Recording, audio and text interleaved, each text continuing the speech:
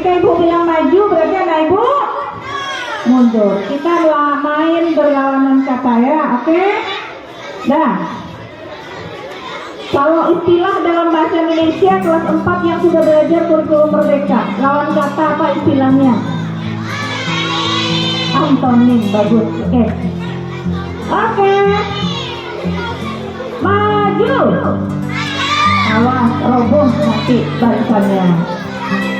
Mundur. Maju mundur. Oke, rapatkan barisan, luruskan kereta apinya. Siap. Yang bengkok-bengkok gak jadi kereta api. Jangan depan.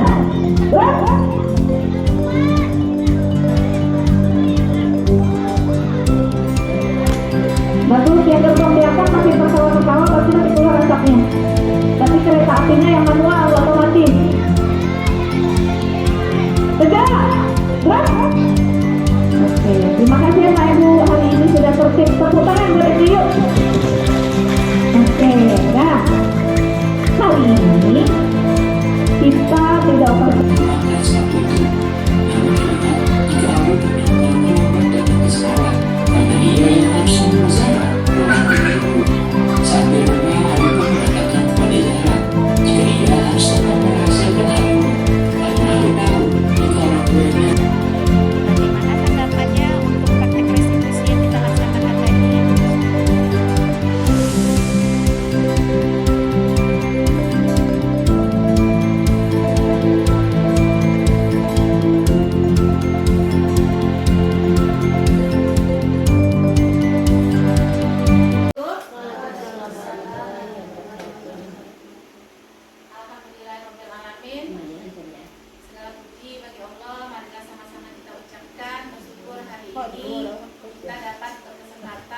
di sini kami mendapatkan tugas untuk mengimbaskan apa yang sudah dipelajari pada modul 1.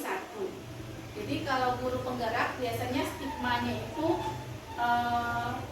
murid pembelajaran yang berhamba pada murid. Nah, itu juga dulu pernah kami pertanyakan kepada fasilitator. Maksudnya menghamba, apakah kita harus mengikuti semua keinginan anak seperti itu? Jadi ternyata jawabannya tidak. Jadi menghamba ini intinya adalah budaya positif pada 1.4. Jadi sebelum itu kita kaitkan dengan yang paling dasar, yang mendasar adalah filosofi pendidikan menurut Ki Hajar Dewantara. Jadi di sini menurut Ki Hajar Dewantara, pendidikan adalah menuntut segala kodrat yang ada pada anak-anak agar mereka dapat mencapai keselamatan dan kebahagiaan yang setinggi-tingginya, baik sebagai manusia maupun sebagai anggota masyarakat. Nilai guru penggerak yang pertama yaitu berpihak pada murid. Berpihak pada muridnya itu terkait peran guru penggerak yang pertama adalah menjadi pemimpin pembelajaran. Menjadi pemimpin pembelajaran di sini maksudnya adalah dia bisa memperakasai, menginisiasi pembelajaran yang menarik bagi murid.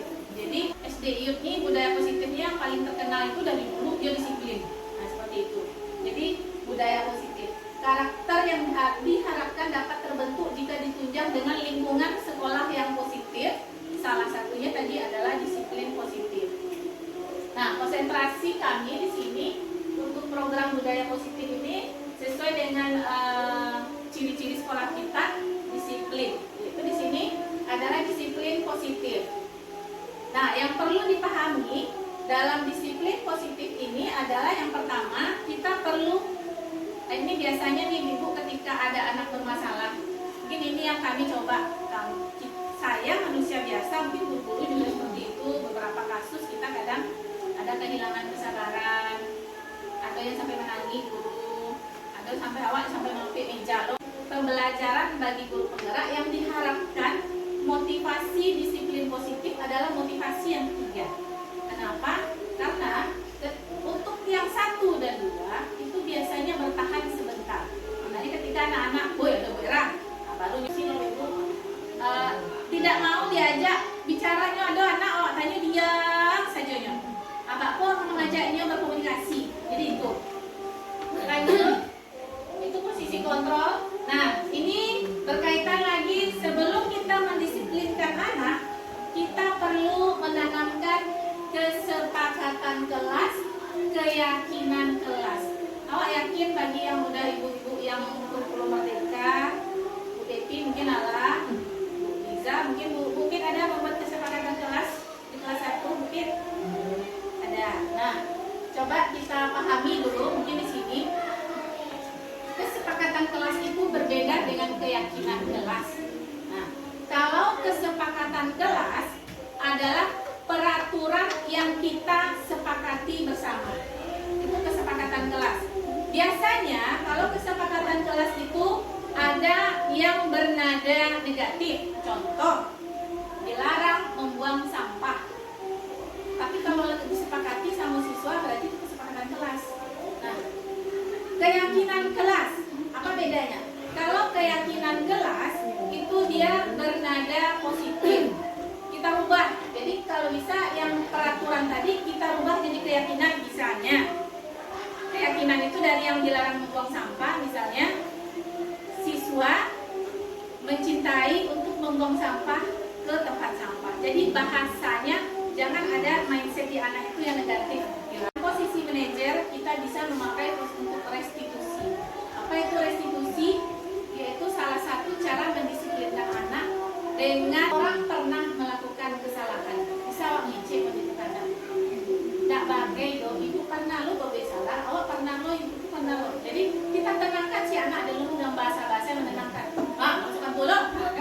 Termasuk sendiri siswa pada pagi hari atau siang hari sebelum pulang sekolah.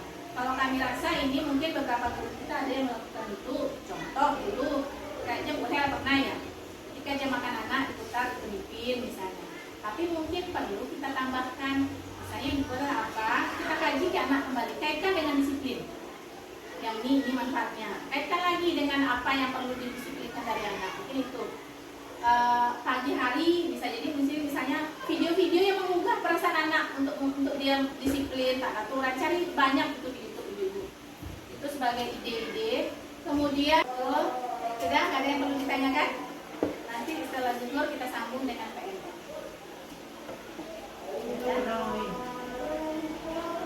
Oke, Ibu kita tutup dengan bacaan alhamdulillah. Ada? Bacaan ada tanya, cuma bingung aja nih. Karena secara menyeluruh kurikulum merdeka ini kan apa namanya